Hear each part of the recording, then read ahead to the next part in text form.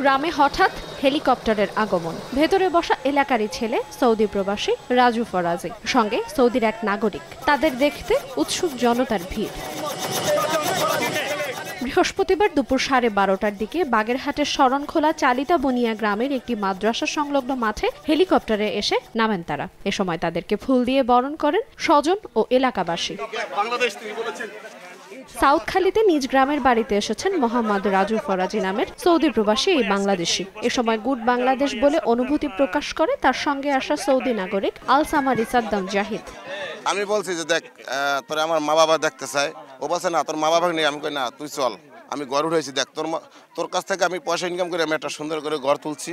আমার এলাকার মানুষের তোকে দেখতে চাই যে তুই খুব ভালো লোক, তুই আমার সাথে চল। তখন আর আমি বলার পরে ও একদিনের ভিতরে বললো যে তুই টিকিট নেই, আমি তোর সাথে যাবো। على طول وسوا انا 100 الحمد لله. انا كلام شوف فاميلي شوف بيت كله شوف دور بنغلاديش هو كلامتي اوكي ما في مشكله 100 راجو 100 ما شاء الله. ও বলতেছে যে আমি 100তে 100, ও যেভাবে চাইতেছে আমি তার ভিতরে 100তে 100। মানে ও আমার ফ্যামিলির খবর নাই, আমার ফ্যামিলি সবকিছু খোঁজ খবর জানে এবং আমার বাবা আমার খবর নাই, এগুলো বলতেছে। নিউ সানসিল্ক ব্ল্যাক শাইন, নজর কাড়া শাইন চুলের নাম্বার 1 চয়েস।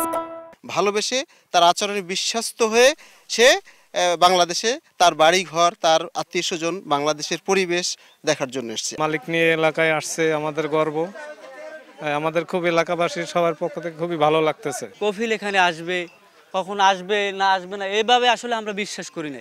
আসলে খুবই আনন্দিত আমরা এটা দেখি। আমাদের এলাকা অনেকেই ওইখানে চাকরি করে, সেই সুবাদে তার সাথে ভালো সম্পর্ক থাকার কারণে উনি আসছে।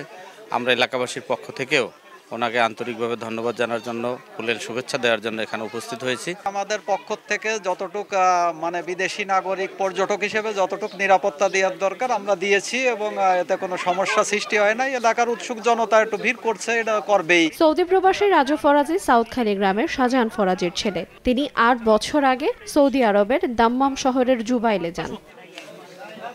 সময় সংবাদ, বাগেরহাট।